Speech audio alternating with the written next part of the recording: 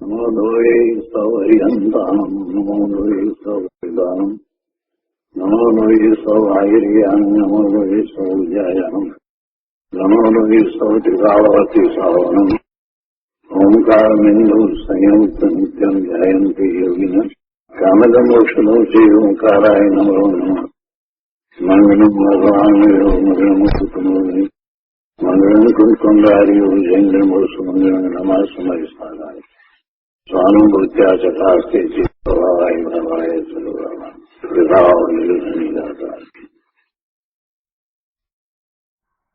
નિયમસાર ભગવાન કુંકુંડાચાર્ય રચિત નિયમસાર તથા મુનિવર પદ્મ બ્રહ્મચારી દેવ રચિત તાત્પર્ય વૃત્તિ ટીકા એનો સ્વાધ્યાય ચાલે છે. એના 11મો અધિકાર નિશ્ચય પરમ આવશ્યક અધિકાર એની ગાથા 152 અને તે પછીથી કળશ 262 ત્યાં સુધી સ્વાધ્યાય કર્યો છે અને તે પછી ગાથા 153નો સ્વાધ્યાય આપણે શરૂ કર્યો છે. ગાથા 153 અને એની ટીકાનું વાંચન આપણે કર્યું છે. હવે આજે પૂજ્ય ગુરુદેવ પાસેથી ગાથા 153 ઉપર પૂજ્ય ગુરુદેવે જે વિસ્તાર કર્યો છે તેને આપણે સમજીશું. મૂળ ગાથા 153માં એ વાત આવી કે વચનમય પ્રતિક્રમણ, વચનમય પ્રત્યાખ્યાન, વચનમય નિયમ અને વચનમય આલોચના એ બધું પ્રશસ્ત અધ્યવસાય રૂપ સ્વાધ્યાય એ બધું સુભાવ રૂપ છે. અને પછી મુનિરાજે ટીકામાં એના સાર રૂપે એમ કહ્યું કે સમસ્ત વચન સંબંધીનો વ્યાપાર, વચન સંબંધીનો સમસ્ત વ્યાપાર એનું અહીંયા ખંડન કર્યું છે, એટલે એનું નિરાકરણ કર્યું છે. અને પછી એમણે ટીકામાં એ વાત વિસ્તારપૂર્વક સમજાવી. હવે ટીકાની વાતને ગુરુદેવ પાસેથી સમજીએ. નિયમસાર પ્રવચન સદગુરુ પ્રવચન પ્રસાદ ભાગ 3, પાના નંબર 860, ગાથા 153 એના અન્વયાર્થ પછીથી ગુરુદેવ સમજાવે છે કે પ્રતિક્રમણના શબ્દો તો જડ છે. સૂત્રો બોલીએ છીએ ને એ શબ્દો તો જડ છે. શબ્દોમાં કઈ ચેતના નથી, શબ્દ ચેતન નથી. અને જે વાણી એ પણ પૂતગલોની પર્યાય છે. એટલે પ્રતિક્રમણના શબ્દો તો જડ છે. શબ્દોને લખવામાં આવે તો પણ એ જડ છે, બોલવામાં આવે તો પણ એ જડ છે. એ આત્માની ક્રિયા નથી, એ આત્માની ક્રિયા નથી. વળી તેની પાછળનો શુભ ભાવ એટલે કે આ પ્રતિક્રમણ કરવાનો જે ભાવ છે એ શુભ ભાવ એ પુણ્ય આશ્રવ છે. કે હું પ્રતિક્રમણ કરું, દોષ માટેનું પ્રતિક્રમણ કરું એવો જે ભાવ અને એવા ભાવ સહિત જે વિધિવત પ્રતિક્રમણ કરવામાં આવે, સૂત્રો બોલવામાં આવે તો એ ભાવ શુભ ભાવ છે, પુણ્ય આશ્રવ છે, પુણ્યબંધનું કારણ છે. એટલે એ આત્માની આવશ્યક ક્રિયા નથી. એ જ રીતે પ્રત્યાખ્યાનના શબ્દો એ પણ જડ છે. પ્રત્યાખ્યાન એટલે ભવિષ્યમાં એવા દોષ અને અતિચાર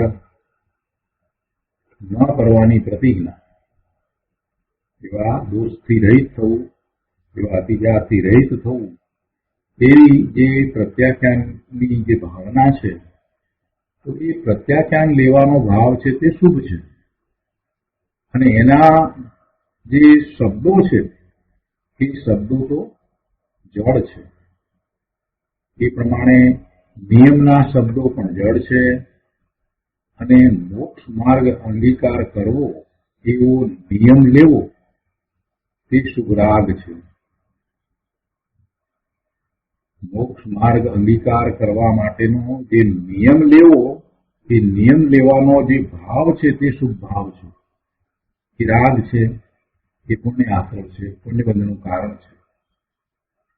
વળી કહે છે કે આલોચનાના શબ્દો પણ જળ છે અને આલોચનાનો ભાવ એ પણ શુભ ભાવ છે. એટલે આ બધા જે ભાવ શુભ ભાવ છે તે વ્યવહાર છે.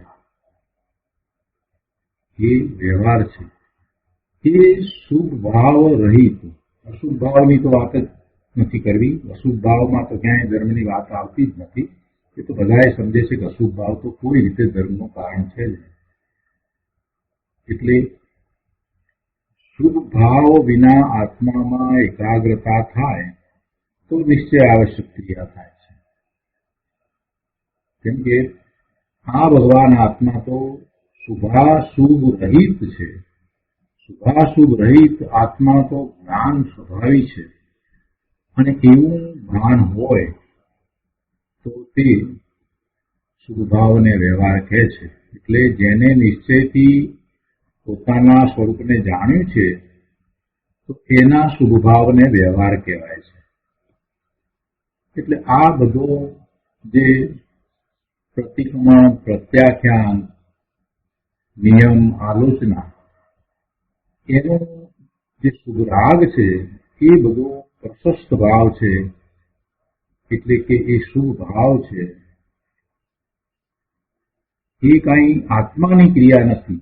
એટલે કહે છે કે એ આશ્રવ છે, તેથી એ આત્માની ક્રિયાની અપેક્ષાએ એ અસત છે. આત્માની ક્રિયા તો પોતાના ત્રિકાળી શુદ્ધ સ્વભાવ ભાવે પરિણમી જવું એ જ એકમાત્ર આત્માની ક્રિયા છે. તો એ અપેક્ષાએ આ શુભાવ રૂપ પરિણતિ છે તે પુણ્ય આશ્રવ છે, પુણ્ય બંધનું કારણ છે. અને એ આવશ્યક ક્રિયા, આત્માની આવશ્યક ક્રિયા, એની અપેક્ષાએ એ અસત ક્રિયા છે. એમ પૂજા એમાં એમ કહેવાનો આશય નથી કે એવા શુભાવ રૂપ પ્રતિક્રમણ, પ્રત્યાખ્યાન, આલોચના કે નિયમ તું ન કર, એમ કહેવાનો આશય નથી. પણ એવો જે ભાવ છે તે માત્ર શુભ ભાવ છે.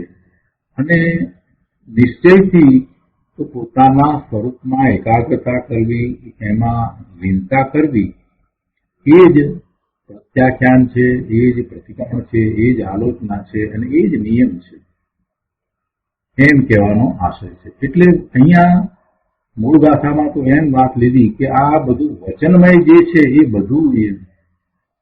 બધું સ્વાધ્યાય છે. સ્વાધ્યાય છે એટલે કે એ પ્રશસ્ત રાગ છે, પ્રશસ્ત અધ્યવસાય રૂપ સ્વાધ્યાય છે.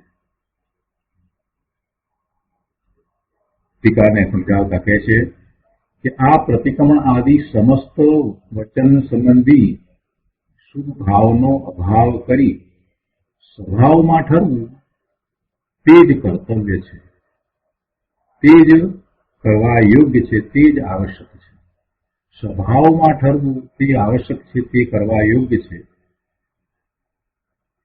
અને એવું કર્તવ્ય જે સમજે છે અને એમ એ કર્તવ્યમાં પરાયણ થયો છે, એને જયારે શુભભાવ હોય છે તો એ શુભભાવને વ્યવહારથી મોક્ષ માર્ગ કહેવાય છે. આગળ ટીકાની વાતને લીધી છે. કહે છે કે પાક્ષિક આદિ પ્રતિક્રમણ આદિ ક્રિયાનું કારણ એવું જે નિર્યાપક આચાર્યના મુખથી નીકળેલું સમસ્ત પાપ ક્ષયના હેતુભૂત સઘળું દ્રવ્યભૂત તે વચન વર્ણના યોગ્ય શુદ્ધ દ્રવ્યાત્મક હોવાથી ગ્રાહ્ય નથી. એનો વિસ્તાર કરતા ગુરુદેવ સમજાવે છે કે અગાઉ એ વાત આવી કે સકળ સંયમની ભાવના કરવી, સકળ સંયમની ભાવના કરવી તે જ વ્યવહાર પ્રતિક્રમણનું સફળપણું છે. શું કહ્યું? સકળ સંયમની ભાવના કરવી તે જ વ્યવહાર પ્રતિક્રમણનું સફળપણું છે. એ વાત અગાઉ આવી.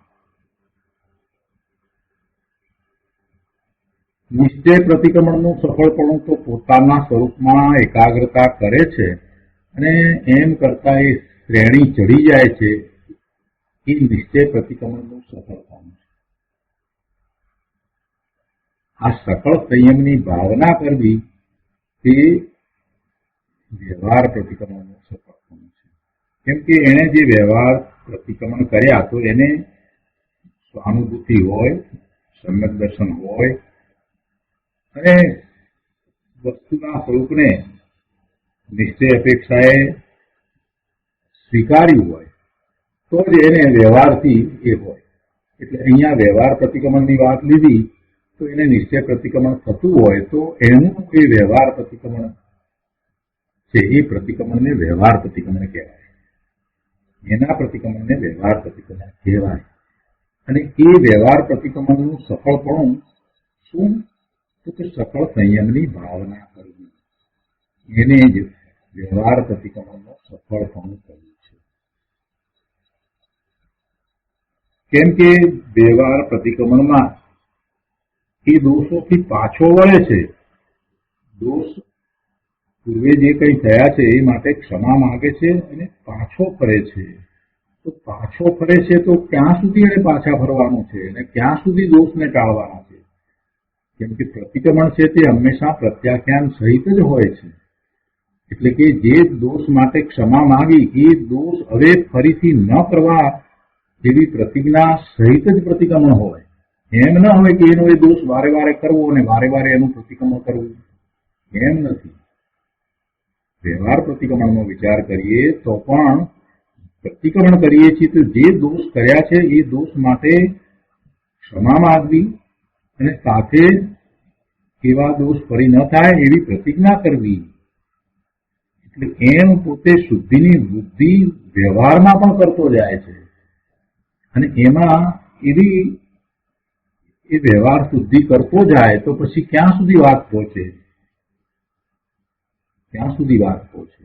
તો સકળ સંયમની ભાવના સુધી વાત પહોંચી જાય. સકળ સંયમની ભાવના કરવી એ જ ખરેખર વ્યવહાર પ્રતિક્રમણનું સફળપણું છે. અને પછી એમ જ થઈ જાય કે હું એવો સંયમ લઈ લઉં, એવી સંયમની પોતાની ભાવના થઈ જાય. પ્રતિક્રમણ જે કરે છે એ પછી બહાર વ્યવહારમાં એવી દશાને પ્રગટ કરે છે કે એને અંતરમાં એમ થાય કે હું સકળ સંયમ લઈ લઉં. સકળ સંયમની એને ભાવના થાય, એનું મહાત્મ્ય સમજાય કે આવો સંયમ, મુનિનો આવો સંયમ, એનું ઘણું મહાત્મા આવે. એટલે એ વાત અહીંયા થઈ છે કે આ વાત આવી કે સકળ સંયમની ભાવના કરવી તે જ વ્યવહાર પ્રતિક્રમણનું સફળપણું છે. આગળ કહે છે કે એકલા પ્રતિક્રમણના પાઠો બોલવા અને સુગરાગમાં રોકાવું તે તેનું સફળપણું નથી. માત્ર પાઠ બોલવા એ એનું સફળપણું નથી. અહીં વ્યવહાર પ્રતિક્રમણ ગ્રાહ્ય નથી અને તે શુભભાવ છે એમ બતાવે છે. હવે વ્યવહાર પ્રતિક્રમણ પણ પાક્ષિક, દિવસનું, રાત્રિનું વગેરે એ રીતે હોય છે. તો એ ખરેખર પ્રતિક્રમણ કોને કહેવું એ પણ બતાવે છે અને કોને કહેલું હોવું જોઈએ તે પણ બતાવે છે. પ્રતિક્રમણ જે કહીએ કોને કહેવાય? પ્રતિક્રમણ તો પોતે પોતાના દોષથી પાછા ફરે છે અને એ દોષથી પાછા ફરવાની વિધિ જે છે એ આચાર્ય ભગવાને જે રીતે બતાવી છે તે રીતે કરે છે. અને એમાં આ પાક્ષિક, દિવસનું પ્રતિક્રમણ, રાત્રિનું પ્રતિક્રમણ, સંવત્સરી પ્રતિક્રમણ વગેરે હોય છે. એ પ્રમાણે હોય છે. પણ એ કોણે કહેલું પ્રતિક્રમણ માનવું? પ્રતિક્રમણના જે સૂત્રો વગેરેની વાત લઈએ તો પણ કહે છે કે એ કોણે કહેલું હોવું જોઈએ? તો કહે છે કે ભગવાન સર્વજ્ઞ દેવના શ્રી મુખેથી નીકળેલા દિવ્ય ધ્વનિમાંથી ગણધર દેવ 12 અંગ અને 14 પૂર્વની રચના કરે છે અને તેની પરંપરાથી આચાર્ય ભગવાનોના મુખેથી નીકળેલી વ્યવહાર પ્રતિક્રમણની વિધિ તે સાચું વ્યવહાર પ્રતિક્રમણ છે. કેમ કે તે આચાર્યો શિષ્યોના આત્માના નિર્વાહમાં નિમિત્ત છે. તેમના વચનો સાચા છે. શું કહ્યું કે પરંપરાએ આચાર્ય ભગવાને જે પ્રતિક્રમણની વિધિ દર્શાવી છે તે સાચું વ્યવહાર પ્રતિક્રમણ છે. એમણે કહેલું જે પ્રતિક્રમણ છે તે પ્રતિક્રમણ. કેમ કે તે આચાર્યો શિષ્યના આત્માના નિર્વાહમાં નિમિત્ત છે. હવે આ વાત સમજવા કે શિષ્યોને આવું પ્રતિક્રમણ હોય છે. આચાર્યોએ કહેલું એ જ પ્રતિક્રમણ શિષ્યોને હોય છે. અને એ શિષ્યોને મોક્ષ માર્ગમાં જે રીતે પ્રવર્તવું થાય છે તે એવા સદગુરુ આચાર્યો એ જેમ કહ્યું છે એમ તત્વને સમજી સ્વીકારીને પ્રવર્તવું થાય છે. શિષ્ય છે એ મોક્ષ માર્ગમાં પ્રવર્તે છે એટલે એમ શિષ્યોના આત્માનો નિર્વાહ, શિષ્યોનું મોક્ષ માર્ગમાં પ્રવર્તન થાય છે એ નિર્વાહની વાત છે. અહીંયા કોઈ ખાવા પીવાના નિર્વાહની તેની વાત નથી. એમનો નિર્વાહ, શિષ્યનો નિર્વાહ તો મોક્ષ માર્ગમાં પ્રવર્તન રૂપ છે. તો એનું નિમિત્ત શું છે? એનું નિમિત્ત તો એમના ગુરુ આચાર્યએ કહેલી દિનેશ્વર પ્રણીત તે દિવ્ય ધ્વનિમાંથી જે સત્ય પ્રકાશ્યું છે તે છે. એટલે કે છે કે એ આચાર્યો શિષ્યોના આત્માના નિર્વાહમાં નિમિત્ત છે. તેથી એવા આચાર્યોએ જે પ્રતિક્રમણના સૂત્રો અને વિધિ બતાવ્યા છે તે વ્યવહાર પ્રતિક્રમણ છે. તેમના વચનો સાચા છે. જીનવાણીમાંથી એમણે એ વાત કાઢી છે. પરંપરાએ 12 અંગ અને 14 પૂર્વના જ્ઞાનમાંથી આચાર્ય ભગવાને એ વાત કાઢી છે. પ્રતિક્રમણના સૂત્રો એમણે રચ્યા છે. એટલે એ જીનવાણી છે. જીનવાણીનો અંશ એમાં સમાયો છે. એટલે એ તેમના વચનો સાચા છે. છતાંય એ વચનો છે અને એ વચનોને માત્ર બોલી જવા અને એની સાથે એવો ભાવ હોય કે પોતાના દોષોનો નાશ થાય તો એ બધું સ્વભાવ રૂપ છે. અહીંયા તો એ વાત કરવી છે. નિશ્ચયથી તો પોતાના સ્વરૂપમાં એકાગ્રતા લીનતા કરવી એ જ નિશ્ચય પ્રતિક્રમણ છે. અને એ સાથે આવું વ્યવહાર પ્રતિક્રમણ હોય છે. કહે છે કે અજ્ઞાની જીવો તેવા જ શબ્દો કદાચિત કહે તો પણ અક્ષરે અક્ષર ખોટા છે. એમ કહ્યું ને કે આચાર્ય ભગવાને જે આ પ્રતિક્રમણ કહ્યું છે એ જ સાચું છે. પણ એવા જ પ્રતિક્રમણના શબ્દો ગચના અજ્ઞાની જીવ કરે તો કહે છે કે એ બધું ખોટું છે. કેમ એમ હશે? ખૂબ શાંતિથી વિચાર કરવાની જરૂર છે કે શિષ્યોને મોક્ષ માર્ગમાં પ્રવર્તવામાં એવા આચાર્ય ભગવાનની, એવા ગુરુની વાણી નિમિત્ત થાય છે, એવા સદગુરુની વાણી નિમિત્ત થાય છે. ગમે તેની વાણી નિમિત્ત નથી થતી. દિનેશ્વર ભગવાનની વાણી નિમિત્ત થાય, આચાર્ય ભગવાનની વાણી નિમિત્ત થાય. ગમે તેવા અજ્ઞાનીની મિથ્યા દ્રષ્ટિની વાણી ગમે તેટલી મીઠી હોય તો એ કઈ નિમિત્ત થતી નથી. જે પોતે મિથ્યા દ્રષ્ટિ છે અને મોટી વાતો કરે છે, સાચી શ્રદ્ધા પણ નથી, શ્રદ્ધાના ઠેકાણા નથી, પણ વસ્તુત્વ સારું છે, તો એ વાણી કઈ મોક્ષ માર્ગમાં નિમિત્ત થતી નથી. એ વાત અહીંયા કરી છે. અહીં ટીકાકાર મુનિરાજ સ્પષ્ટતાથી બતાવે છે કે અજ્ઞાનીની વાણી નિમિત્ત પણ નથી થતી. સર્વજ્ઞ દેવના અસંખ્ય પ્રદેશે કેવળ જ્ઞાનના દીવડા પ્રગટ્યા. પ્રભુને કેવળ જ્ઞાન પ્રગટ્યું છે, સર્વજ્ઞ થયા છે, ભાવ મોક્ષની દશા પ્રગટ કરી છે, સર્વોપી કેવડી છે, અદભુત દશા છે.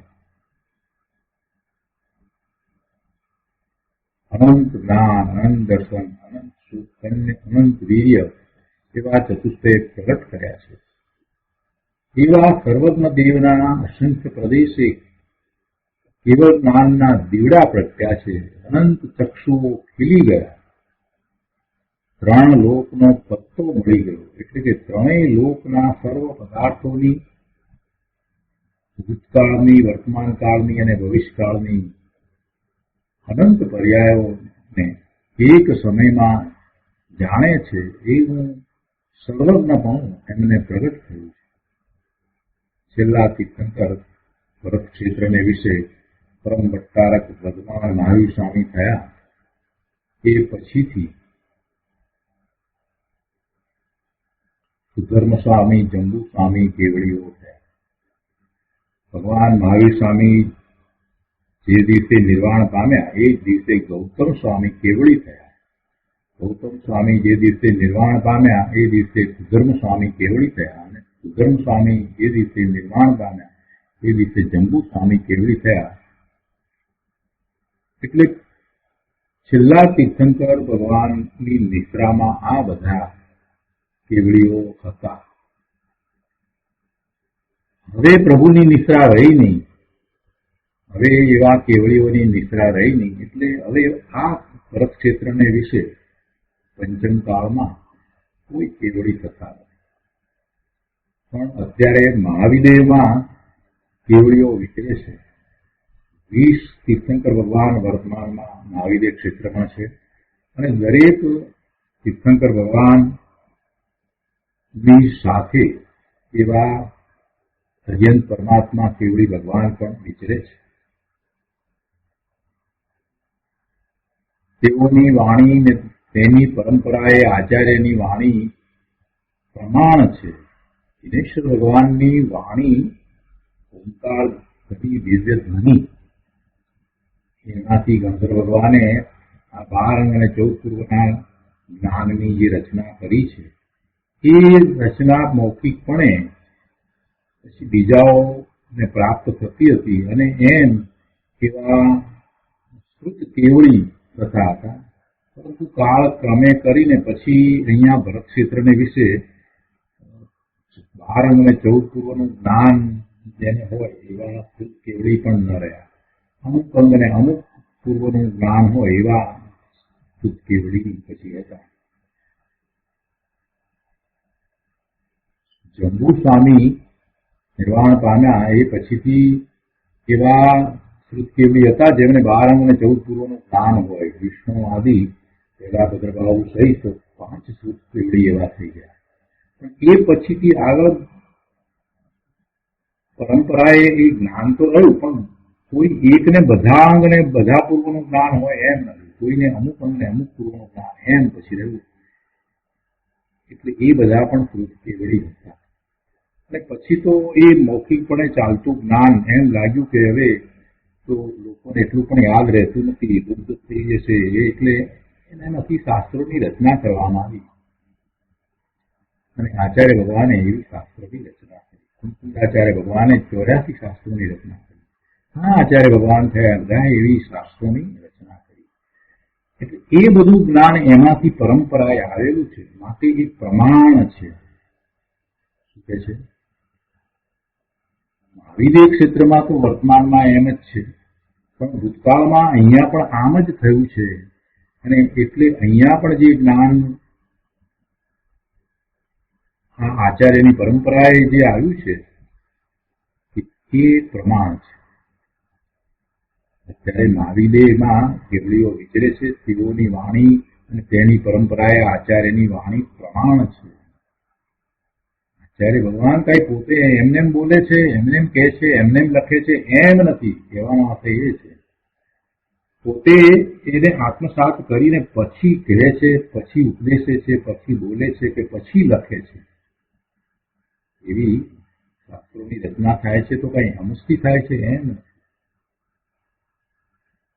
એનું મૂળ સ્તોત્ર તો વાણી છે, જીનેશ્વર ભગવાનની વાણી છે, અને એ અનુભવ સહિતની છે, એટલે એમાં કાંઈ દોષ નથી.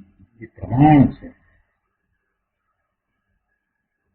પુરુષ પ્રમાણે વચન પ્રમાણ છે. પુરુષ પ્રમાણ એટલે પુરુષ એટલે આત્મા. પુરુષ કોને કહીએ? એવો એ આત્મા જેની એવી દશા છે એને અમે પુરુષ કહીએ છીએ. અને એના વચન પ્રમાણ છે. સત્પુરુષના વચન છે તે પ્રમાણ છે.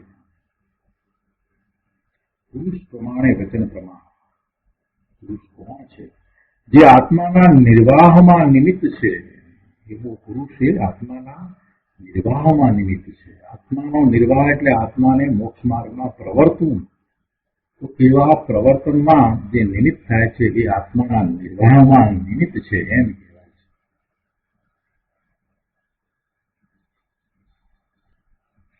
આગળ કહે છે કે ગાથા 53માં જ્ઞાનીનો આત્મા સમ્યક દર્શનમાં અંતરંગ નિમિત્ત બતાવેલ છે.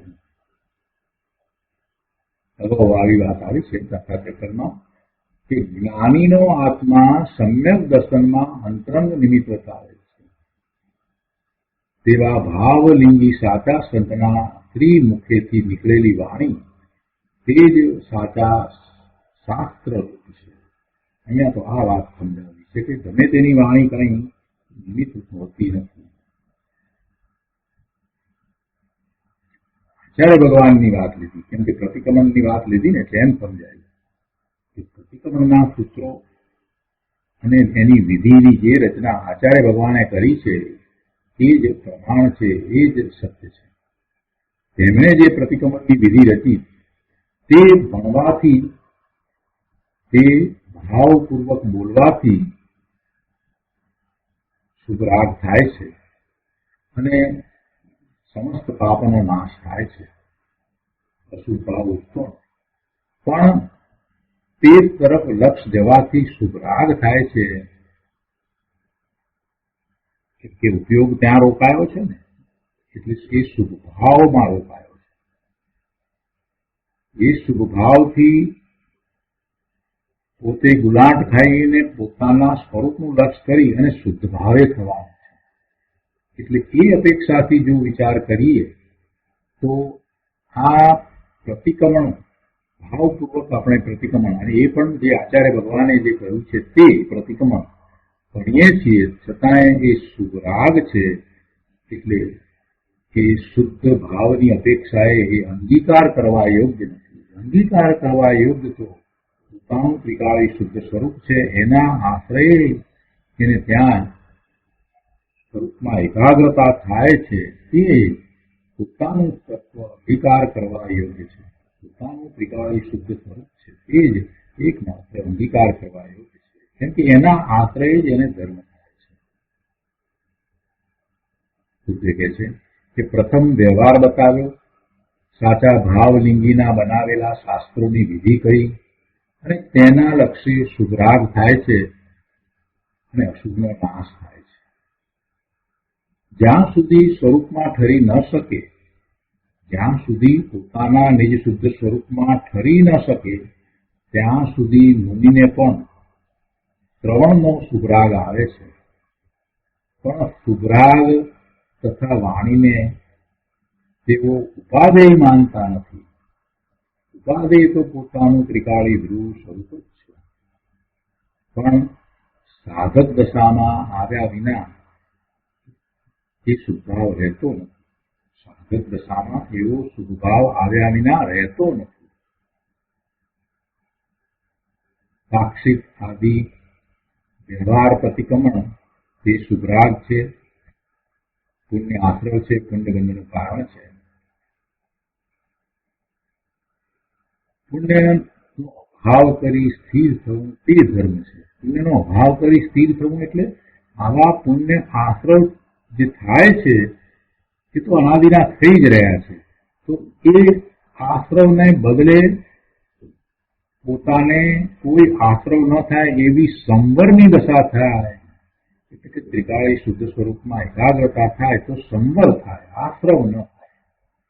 એમ સંવર કરીને પોતાના સ્વરૂપમાં એકાગ્રતા કરવી, વિશેષ એકાગ્રતા કરવી, લીનતા કરવી, એમાં સ્થિર થવું, તે ધર્મ છે.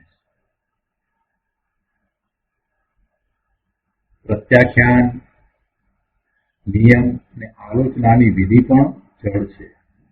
અહીંયા પહેલા પ્રતિક્રમણની જે રીતે વાત કરી અને એની વિધિની વાત કરી કે આચાર્ય ભગવાને એ બનાવેલ છે, એ જ પ્રમાણે આ પ્રત્યાખ્યાન, નિયમ અને આલોચના વિશે પણ સમજવું. પણ એ પણ શુભ ભાવ છે, તે લેવાનો ભાવ શુભ છે, પુણ્ય આશ્રવ છે, પુણ્ય બંધનું કારણ છે.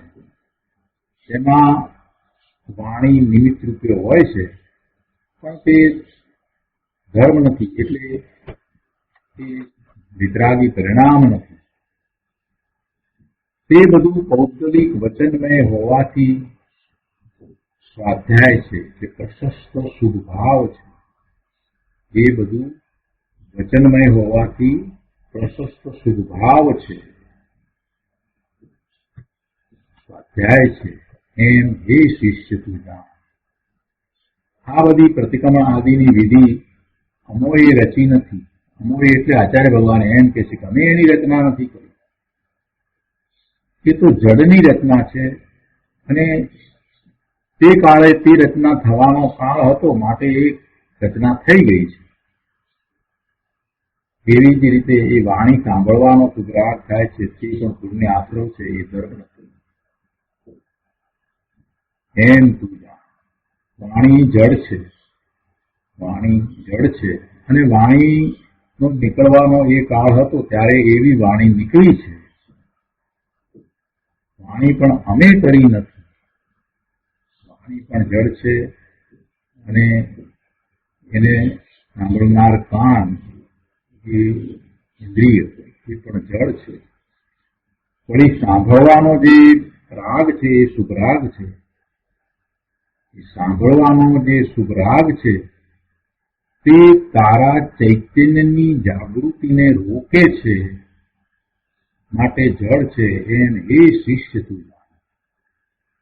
સાંભળવાનો જે રાગ છે તે તારા ચૈતન્યની જાગૃતિને રોકે છે, એટલે કે તું ચેતન ભગવાન આત્મા સદાય તારા સ્વરૂપમાં જ લીન હોવો જોઈએ, અને દરેક સમયે એવી જ જાગૃતિ હોવી જોઈએ કે તું તારા સ્વરૂપમાંથી ચ્યુત થાય કે તરત જ પાછો સ્વરૂપ તરફ વળી જાય. 1-2 સેકન્ડ, 5 સેકન્ડમાં તો એ પાછો પોતાના સ્વરૂપમાં વળી જાય. આવી પૂર્વ જાગૃતિ વિરાજને હોય છે. ચારો વખત સ્વરૂપમાં જાય છે, એમ આપણે કહીએ છીએ ને, તો એ આ રીતે હોય છે. થોડીક ક્ષણ પૂરતા બહાર આવે છે, અને એટલી બધી જાગૃતિ વર્તે છે, સ્વભાવની એટલી જાગૃતિ છે, એનું એટલું બધું લક્ષ છે કે પાછા તરત સ્વભાવમાં એ સ્થિત થાય છે. પાછા બહાર આવે છે, પાછા સ્વરૂપમાં જાય છે, એમ ચાલે છે. એટલે એ અપેક્ષાથી વિચાર કરીએ તો આવો સાંભળવાનો જે રાગ, સાંભળવાનો જે ભાવ છે તે શુભ ભાવ, એવા સાંભળવાના રાગમાં, શુભ ભાવમાં રોકાઈ રહેતા તો પોતાના ચૈતન્યની જાગૃતિ રોકાય છે. એટલે ચૈતન્યમાં એ જઈ શકતો નથી. સાંભળવાનો રાગ તારા ચૈતન્યની જાગૃતિને રોકે છે, માટે તે જડ છે. એમ એ શિષ્ય જાણ. તો આ રીતે અહીંયા ટીકાનો વિસ્તાર પૂરો થાય છે. ગાથા 153ની ટીકા પૂરી કરતા મુનિરાજ પદ્મપ્રજ્ઞધારી દેવ કળશ 263 કે છે. તો કળશ 263 આપણે લઈએ છીએ. મુક્ત્વા ભવ્યો વચન રચના સર્વદાત સમસ્તા નિર્વાણ સ્ત્રી સ્તન પરિયુગ સૌખ્ય સ્પૃહાદ્ય નિત્યાનંદ અત્યતુલ મહિમા ધારકે સ્વસ્વરૂપે દૃષ્ટ્વા સર્વં ત્વં એવ જગજ્જાલમ એકો દદર્શ. 263માં કળશના અર્થમાં કહે છે કે આમ હોવાથી મુક્તિરૂપી સ્ત્રીના પુષ્ટતન યુગલના આલિંગન સૌખ્યની સ્પૃહાવાળો ભવ્ય જીવ સમસ્ત વચન રચનાને સર્વદા છોડીને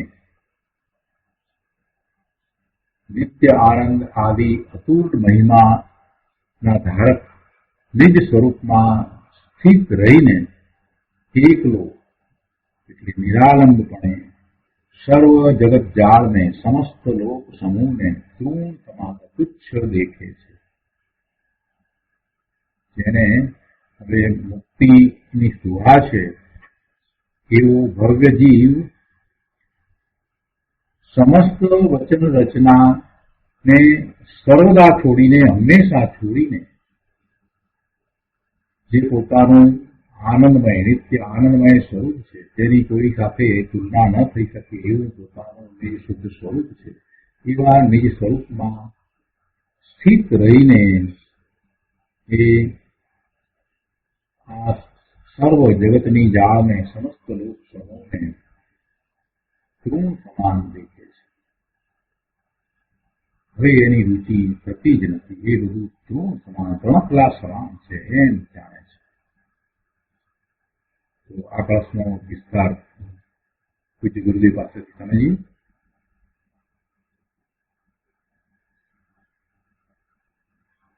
નિયમસાર પ્રવચન સદગુરુ પ્રવચન પ્રસાદ ભાગ 3 પાના નંબર 862. અહીંયા બીજા પેરેગ્રાફમાં ગુરુદેવ સમજાવે છે કે મુનિઓ મહાબ્રહ્મચારી હોય છે, જંગલમાં વસતા હોય છે, છઠ્ઠે સાતમે ગુણતાને જીવતા હોય છે. તેઓને જગતની દરકાર હોતી નથી. અંતર આનંદમાં લીનતા કરે છે. તે લીનતા મુક્તિનું કારણ છે.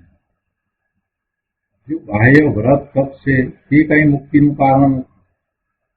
બાહ્ય વ્રત તપ તો સહજપણે એમને હોય જ છે, પણ અંદરમાં જે લીનતા કરે છે તે તેમનો અપૂર્વ એવો પુરુષાર્થ છે. ત્યાં રમણતા કરે છે તે એમનો પુરુષાર્થ છે. અને એવા પુરુષાર્થ દ્વારા પોતાના સ્વરૂપમાં છેવટે સ્થિરતા કરી લે છે એટલે પૂર્ણ દશાને પ્રગટ કરે છે. આત્માની મસ્તીમાં જગતની દરકાર કર્યા વગર મુક્તિને સ્ત્રીની ઉપમા આપે છે. હે જીવો, તમને સ્ત્રીના અવયવોનો પ્રેમ છે તે સંસારનું કારણ છે. આત્માની પરિણતિ રૂપી સ્ત્રી જે આત્મદ્રવ્યથી કદી જુદી પડતી નથી એનો પ્રેમ કરો. આત્માની પરિણતિ રૂપી સ્ત્રી, પરિણતિ રૂપી સ્ત્રીનો પ્રેમ કરો. આત્માની પરિણતિ, પ્રભુ આત્માની પરિણતિ કેવી હોય? આત્માની પરિણતિ તો નિર્મળ હોય. આત્માનું ભવન કેવું છે? અનંત ગુણોનું પરિણમન. એ તો નિર્મળ પરિણમન છે, નિર્મળ ભવન છે, એ અંદરમાં ચાલી રહ્યું છે. પોતાના ધ્રુવ સ્વભાવ તરફ ઢળતા એવા અનંત ગુણના ભવનને, એવા એના પરિણમનને એ અનુભવે છે. એ એની પોતાની દશા છે, એ આત્માની પરિણતિ છે. અને આવી પરિણતિ એ આત્માથી જુદી પડતી નથી. તો કહે છે કે એવી આત્માની પરિણતિ રૂપી સ્ત્રી જે આત્મદ્રવ્યથી ક્યારેય જુદી પડતી નથી તેનો પ્રેમ કરો. આવી પરિણતિ બસ એનો પ્રેમ થવો જોઈએ. પોતાની નિર્મળ પરિણતિ, વિતરાગી પરિણતિ, આનંદની પરિણતિ, સુખની પરિણતિ, શાંતિની પરિણતિ, એ પરિણતિ પોતાની પરિણતિ છે જે પોતાથી ક્યારેય જુદી પડતી નથી. એ પરિણતિનો પ્રેમ કરો, એ પરિણતિને ઈચ્છો, એ પરિણતિ રૂપ થઈ જાઓ, એ રૂપે પરિણમી જાઓ એમ કહેવાનો આશય છે. ભગવાન સિદ્ધને સિદ્ધ દશા પ્રગતિ એ એવી પૂર્ણ દશા રૂપ પરિણતિ છે.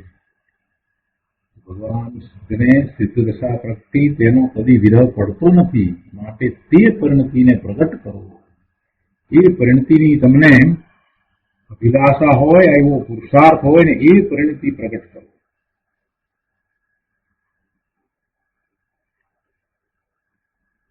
અહીંયા કહે છે કે સમળીઓ માંસના કટકા ખાવા માટે મોહે છે, તેમ જગતમાં વિષયના મોહી જીવો સ્ત્રીઓના અવયવો કઠણને રૂપાળા દેખીને મોહે છે.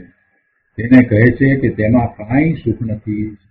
સ્ત્રીનું શરીર તો હાડકાનો કોથળો છે, તેમાં મોહીને પાપના પરિણામ કરીશ તો નરક ને ઢોરમાં જઈશ.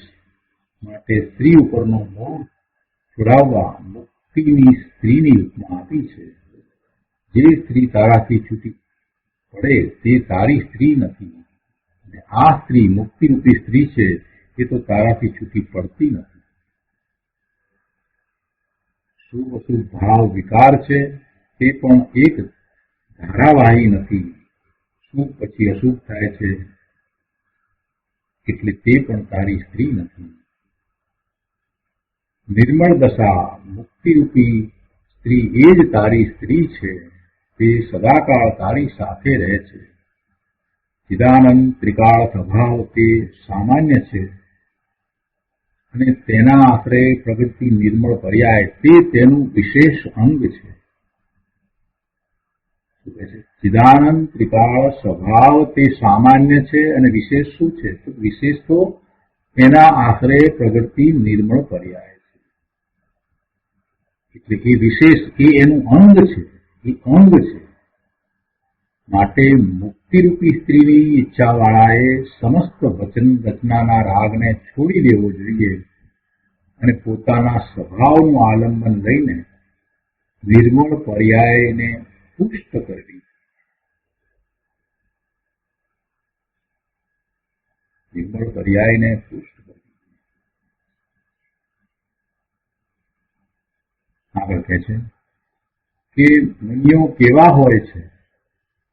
મોક્ષની ઈચ્છાવાળા મુનિ સમસ્ત વચન રચનાને છોડીને અતુલ મહિમાના ધારક નિજ સ્વરૂપમાં સ્થિત રહીને નિરાલંબપણે સમસ્ત જગતને તૃણ સમાન દેખે છે. સમસ્ત જગતને તૃણ સમાન દેખે છે. મૂળ કળશની અંદર પણ વાત એ આવી ને કે નિત્યાનંદ આદિ અતુલ મોહ મહિમાના ધારક, નિત્યાનંદ આદિ અતુલ મહિમાના ધારક નિજ સ્વરૂપમાં સ્થિત રહીને એકલો નિરાલંબપણે સર્વ જગત જાળને સમસ્ત લોક સમૂહને તૃણ સમાન તુચ્છ દેખે છે. એમ કહ્યું તો તેનો વિસ્તાર કરે છે ગુરુદેવ. કે છે કે મુનિઓ કેવા હોય છે? મોક્ષની ઈચ્છાવાળા મુનિ સમસ્ત વચન રચનાને છોડીને અતુલ મહિમાના ધારક નિજ સ્વરૂપમાં સ્થિત રહીને નિરાલંબપણે સમસ્ત જગતને તૃણ સમાન તણખલા સમાન દેખે છે. જો આ તણખલા સમાન દેખવું એ કઈ નાની વાત નથી. અનેક પ્રકારની ઉદ્ગળોના સ્કંદની રચનાઓ હોય, અને એ રચનાની અંદર એ રચનામાં જીવો મોહિત થઈ જાય છે.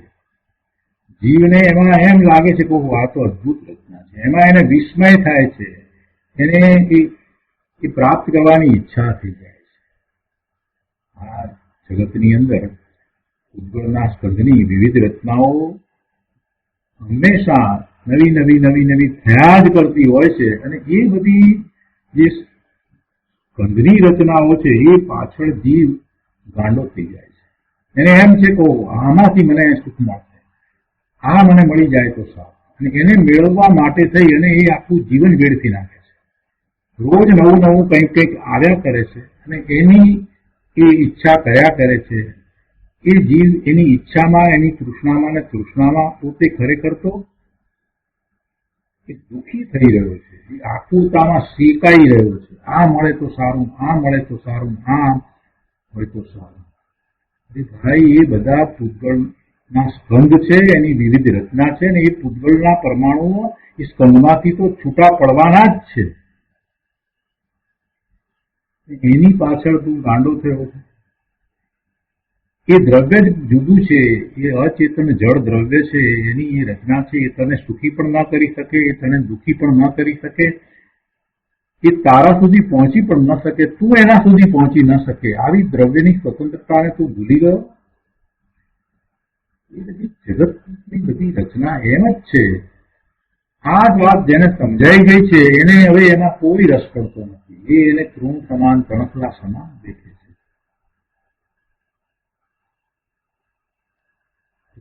શ્રીમદ રાજચંદ્રજીએ કહ્યું છે કે આ જગત આખું સોનાનું થઈ જાય તો પણ અમને તો તૃણવત છે. અંદરમાંથી જે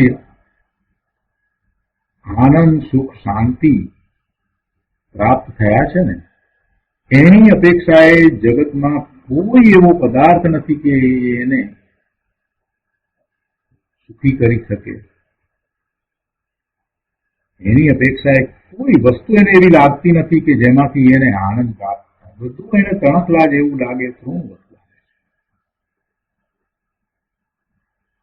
અહીંયા કહે છે ચતુર મહિમાવાન સ્વભાવમાં રહેવું તે આવશ્યક ક્રિયા છે. પોતાનો સ્વભાવ જ એવો મહિમાવાન છે, એમાંથી આવતા આનંદનો વિચાર કરી, એમાંથી પ્રાપ્ત થતી શાંતિનો વિચાર કરીએ તો એ ખ્યાલ આવે છે કે કેવું સ્વરૂપ છે. જેને એવો અંશે પણ અનુભવ થયો છે એને એ ખ્યાલમાં છે કે પોતાના સ્વભાવ સિવાય બીજે ક્યાંય રોકાવા જેવું નથી. એને આવશ્યક ક્રિયા કહો, પણ જેને એનો અનુભવ થયો છે એને તો એ સહજ છે. એ એને આવશ્યક જાણીને કરે છે એમ પણ નથી. એનું તો લક્ષ્ય ત્યાં જ રહે છે. આ તો મિથ્યા દ્રષ્ટિ જે સ્વરૂપની સન્મુખતાને ઈચ્છી રહ્યો છે ને, એને એનું મહાત્મા આવે એટલા માટે એને સમજાવે છે કે ભાઈ આ આવશ્યક ક્રિયા છે ને, તું એનો પુરુષાર્થ કર, એમાં લાગી જા. બાકી જેને સમ્યક દર્શન થયું છે એ તો એમાં લાગેલો જ છે. છતાંય ક્યારેક કોઈક વખત એવા ચોથા ગુણસ્થાનની ભૂમિકાવાળા જીવને આવા મહાપુરુષો, આવા શ્રમણો જે કેવળ જ્ઞાન પ્રગટ કરવાની ઘણી નજીક છે, એવા જીવો, એવા ભવ્ય જીવો ત્યારે એ શ્રેણી ચડી જશે કહેવાય નહીં. એવા જીવો એવા ચોથા ગુણસ્થાનની ભૂમિકા વાળાઓને પણ આવો ઉપદેશ આપે છે, કહે છે કે પ્રભુ તારું સ્વરૂપ જ એવું છે કે એમાં રોકાતા તને એવા આનંદ, સુખ, શાંતિની પ્રાપ્તિ થાય છે કે જેની તુલના જગતના કોઈ સુખ સાથે થઈ શકે નહીં. એ જ આવશ્યક ક્રિયા છે. એના સિવાય બીજી કોઈ પણ ક્રિયામાં જો તું રોકાઈ રહ્યો હોય તો એને છોડી દે. એ જ આવશ્યક ક્રિયા છે. સામાયિક પ્રતિક્રમણ કરવું એવો સુભરાગ ઉઠે છે તે આવશ્યક ક્રિયા નથી. માત્ર તું તારા સ્વરૂપમાં ખૂબ એકાગ્રતા કર, એમાં જ લીનતા કર, એમાં આગળ વધીને સ્થિરતા કર. મુનિઓને ઇન્દ્રપદ, સર્વાર્થ સિદ્ધ, દેવપદ, ચક્રવર્તી પદ એ બધા પદ પણ તુચ્છ લાગે છે. ગુરુદેવ તો કહે છે કે એ પણ એ ચડેલા તરણા સમાન લાગે છે. એવા પદની એમને કોઈ ઈચ્છા હોતી નથી, એવી કોઈ તૃષ્ણા, આસક્તિ હોતી નથી. અને એવા મુનિને સાચા સામાયિક આદિ આવશ્યક ક્રિયા હોય છે. એની સાથે અહીંયા એક 18નો શ્લોક લીધો છે, કે છે કે એવી રીતે શ્રી મૂળાચારમાં પંચાચાર અધિકારને વિશે 219મી ગાથા દ્વારા કહ્યું છે કે મૂળાચાર ગાથા જે લેવામાં આવી છે એ મારા ખ્યાલ પ્રમાણે એ કુંકુંદાચાર્ય ભગવાનનો જે મૂળાચાર છે એની ગાથા છે. અહીંયા એનો ઉલ્લેખ નથી એટલે એવું મુશ્કેલ છે, પણ છતાં મને એમ છે કે એ જ મૂળાચારની ગાથા હોવી જોઈએ. આ ગાથા સંસ્કૃતમાં નથી, અર્ધમાર્ગી ભાષામાં છે, પ્રાકૃતમાં છે. પરિયત્તણં ચ વાયણ પુચ્છણ અણુપેક્ષણ યદ્ધમ્મકઃ સ્મૃતિ મંગલ સંયુક્તો પંચ વિહોહો વી સજ્જાઓ. ગાથાનો અર્થ છે પરિવર્તન. પરિવર્તન એટલે ભણેલું પાછું ફેરવી જવું, ફરી ફરીને એને જોઈ જવું, એનું પુનરાવર્તન કરી જવું, વાંચી જવું, એને સમજી જવું. તો કે છે પરિવર્તન. વાચના. વાચના એટલે શાસ્ત્રો વ્યાખ્યાન. સૂચના. સૂચના એટલે શાસ્ત્ર શ્રવણ. સૂચના એટલે પ્રશ્ન પૂછવો એવો અર્થ નથી થતો. શાસ્ત્રનું શ્રવણ એને સૂચના કહેવાય. વાંચના એટલે એ વ્યાખ્યાન, શાસ્ત્ર વ્યાખ્યાન, અને સૂચના એટલે શાસ્ત્ર શ્રવણ. અનુપ્રેક્ષા એટલે અનિત્યત્વ આદિ 12 અનુપ્રેક્ષા. 12 ભાવના જે કહીએ છીએ એ ભાવના, અનુપ્રેક્ષા એ ભાવના. અનિત્ય, અસ્વર્ણ વગેરે જે 12 ભાવના કહીએ, 12 અનુપ્રેક્ષા કહીએ છીએ. અને ધર્મકથા. ધર્મકથા એટલે 63 સલાકા પુરુષોના જીવન ચરિત્રો જે આપણને ધર્મ માર્ગમાં પ્રેરણાનું કારણ થાય છે. આમ 5 પ્રકારનો સ્તુતિ તથા મંગળ સહિત સ્વાધ્યાય છે.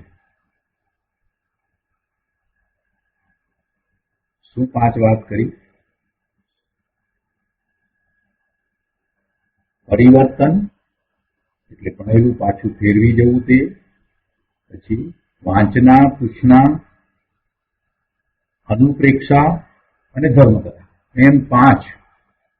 તો આ 5 પ્રકારનો સ્તુતિ તથા મંગળ સહિત સ્વાધ્યાય છે.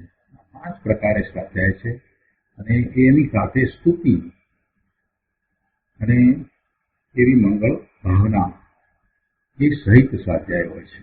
માત્ર પૂરો સ્વાધ્યાય નથી હોતો, સાથે પ્રભુ પ્રત્યેનો ભાવ અને એવી સ્તુતિ પણ હોય છે.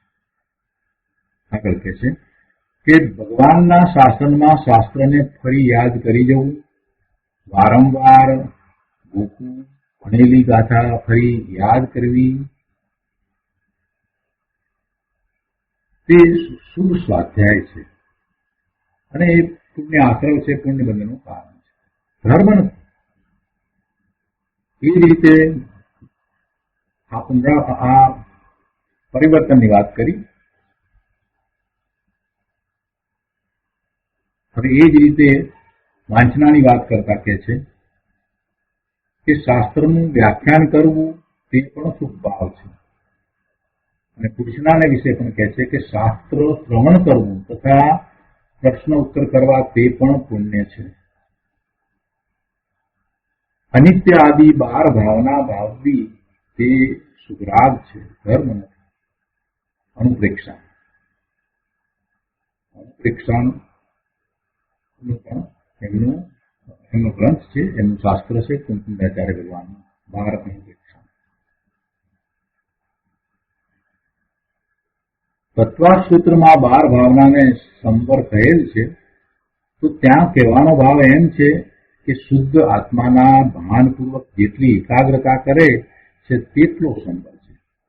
તો અહીંયા એમ કહ્યું કે આ જે 12 ભાવના એ પણ ધર્મ નથી પરંતુ શુભ ભાવ છે. એટલે કોઈને પ્રશ્ન થાય કે ઉમા સ્વાતીજી ભગવાને તત્વાર્થ સૂત્રમાં 12 ભાવનાને સંવર કહ્યો છે, તો ત્યાં કહેવાનો આશય શું છે? તો કહે છે કે ત્યાં કહેવાનો ભાવ એવો છે કે શુદ્ધ આત્માના ભાનપૂર્વક જેટલી એકાગ્રતા કરે તેટલો સંવર છે.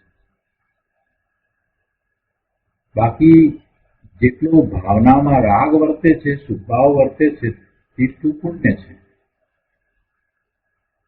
અને એ પછી 5મી વસ્તુ ધર્મકથા, એટલે કે 63 સલાકા પુરુષોના ચરિત્રો, એનું વાંચન કરવું અને એમાંથી પ્રેરણા લેવી. 63 સલાકા પુરુષોના ચરિત્રો, આદિ પુરાણ આદિ સાંભળવા કે વાંચવા, તો એ પણ શુભરાગ છે. એ પણ શુભરાગ છે, ધર્મ નથી.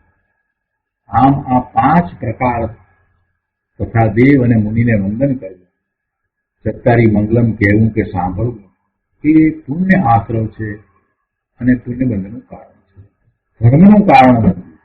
એટલે કે એ દ્વારા પોતાને નિર્મળ વિતરાગી પર્યાય થતી નથી.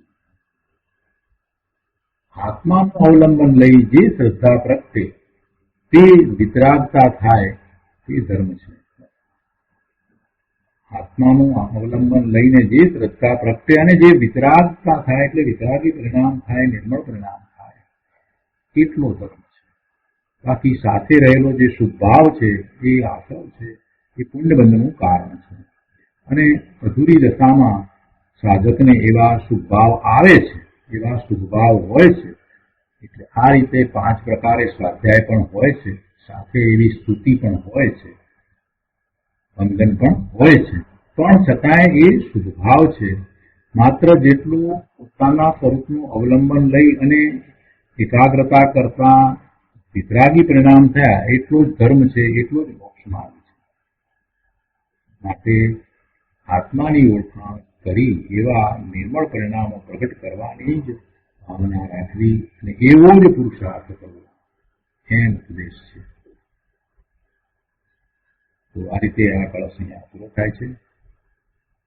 એ પછીથી કુંકુંદાચાર્ય ભગવાનની ગાથા 154 છે. એનો સ્વાધ્યાય આપણે આવતી વખતે લઈશું. આજનો સ્વાધ્યાય અહીંયા સુધી રાખીએ છીએ. હવે સુખધામ બોલીએ. સુખધામ અનંત સુસંત ચરી દિન રાત રહે તદ ધ્યાન મહી પ્રકાંતિ અનંત સુધામય જે પ્રણમુ પદ તે વરતે જયતે પ્રણમુ પદ તે વરતે જયતે